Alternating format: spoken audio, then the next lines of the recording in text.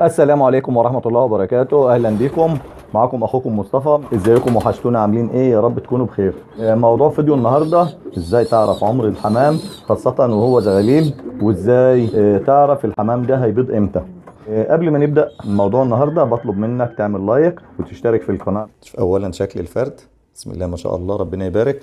طيب هنشوف هنا شكل الجناح زي ما شفنا قبل كده. زي ما قلنا احنا بنعد العشر ريشات اللي بره.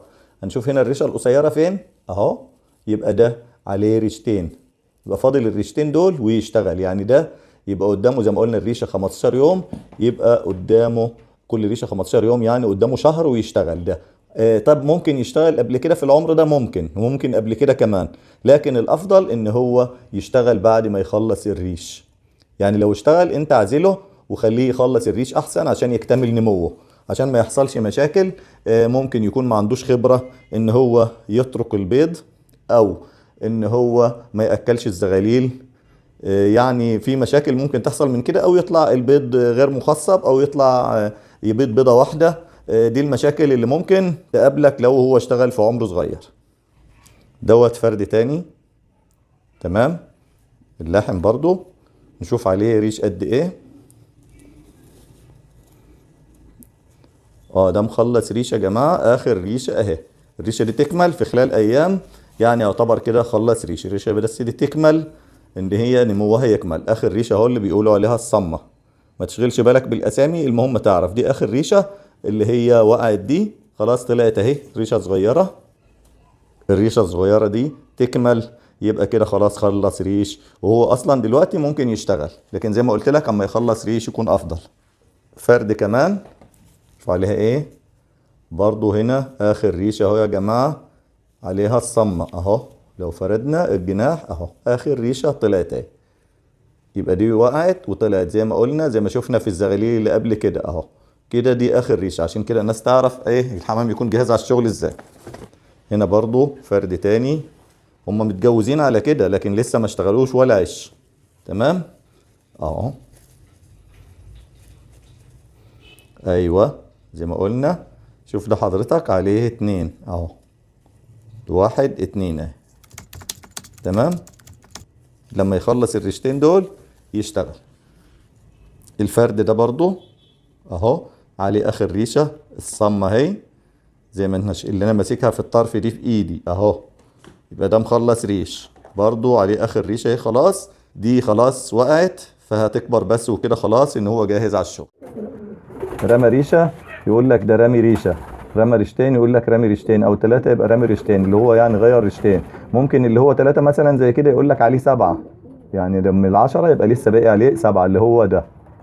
تطرحهم كده من العشرة، الثلاثة من العشرة يبقى لسه عليه سبعة بالشكل ده. رمى اتنين يبقى لسه عليه تمانية، رمى واحدة يبقى لسه عليه تسعة، رمى أربعة يبقى لسه عليه ستة، رمى خمسة يبقى لسه عليه خمسة، رمى ستة، وهكذا.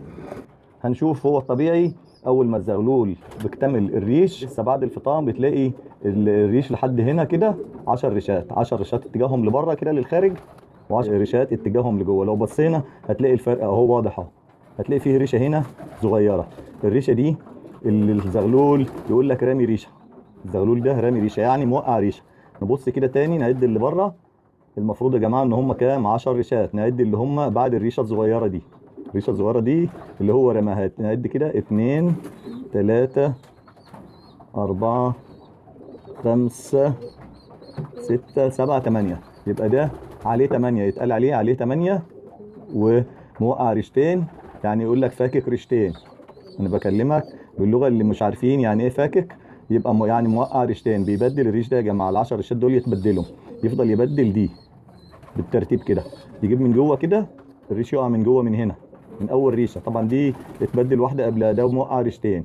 تتبدل اول ريشه من الداخل كده، وبعد كده بالترتيب دي تقع، بعد كده اللي بعدها تقع، بعد كده دي تقع، بعد كده دي، وهكذا لحد اخر ريشه ما تقع، اللي هي اخر ريشه اللي بيسموها الصمه. الريشه دي معانا الزغلول التاني ده.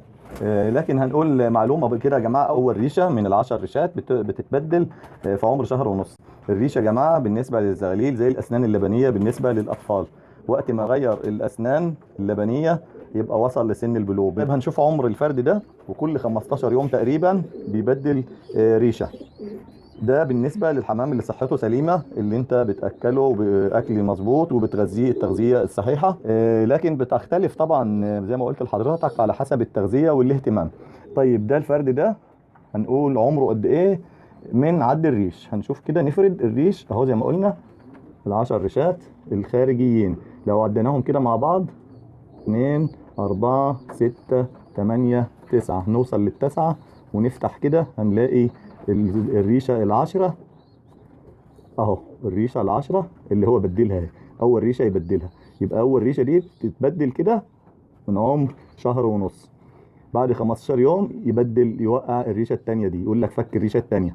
15 يوم يبدل التانية، 15 يوم يبدل بعدها، وهكذا وهكذا كل 15 يوم لحد ما تلاقي بدلهم كلهم يبقى عمره 6 شهور. يبقى عرفنا اللي بدل ريشة عمره كام؟ شهر ونص. لما يبدل التانية اللي بعدها هيبقى عمره شهرين. يبدل اللي بعدها تلاقي الريشة دي مش موجودة وريشة قصيرة، يبقى شهرين ونص، وهكذا كل 15 يوم يبدل ريشة.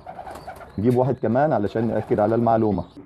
ده فرد كمان هنشوف برضو نقول عمره قد ايه وفاكك كام ريشة. هنعد برضو زي ما قلنا الريش الخارجي، هنعد الريش الخارجي. شوف كده مع بعض، نبدأ من بره لجوه 2 4 6 8.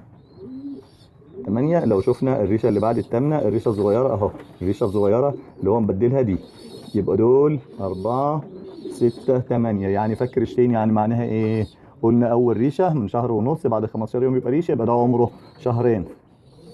كده عرفنا عمر فرد الحمام اللي معانا قد ايه، وكده نقدر نربي من غير ما حد يضحك علينا، ونقدر نشتري ونعرف هيبيض الحمام امتى بالشكل ده، وتعرف الزغلول من الحمام الكبير. هنشوف كمان زي ما قلنا يا جماعة، يعني زغلول كاتم يعني زغلول مش بيصاصي. طيب يعني الحمام كده هيشتغل امتى؟ الحمام هيشتغل لما يفك ال10 ريشات او يغير ال10 ريشات، هيكون جاهز للشغل، يكون عمره حوالي 6 شهور زي ما قلنا. لو قلنا في حمام بيشتغل قبل كده وهو لسه عليه ريش، ايوه فيه زي ما قلنا، لكن له مشاكل تانية. يسيب البيض يبرد ويقوم يسيب البيض. النتاية ممكن يكون بيضها صغير وممكن ما ترقدش على البيض زي ما قلنا، ولو طلعت زغاليل ممكن ما تاكلهمش كويس او تدوس عليهم تموتهم. اما الذكر ممكن يطلع بيضه فارغه وبيضه مخصبه، او ممكن يطلع بيضه كله فارغ. ده لان لسه الريش ما اكتملش ولسه الحمام ما عندوش خبره. يبقى الافضل ما تشغلش الحمام الا بعد ما يكتمل الريش، لكن هو ممكن يشتغل ولسه عليه ريشه او 2 او 3 واحيانا 4. ارجو انك كده تكون استفدت من موضوع الفيديو، وكون عرفت اوصل المعلومه بشكل صحيح. لو عجبك الفيديو اعمل لايك واشترك في القناه لو لسه ما اشتركتش، وفعل زر الجرس علشان يوصلك باقي فيديوهاتنا. والسلام عليكم ورحمه الله وبركاته.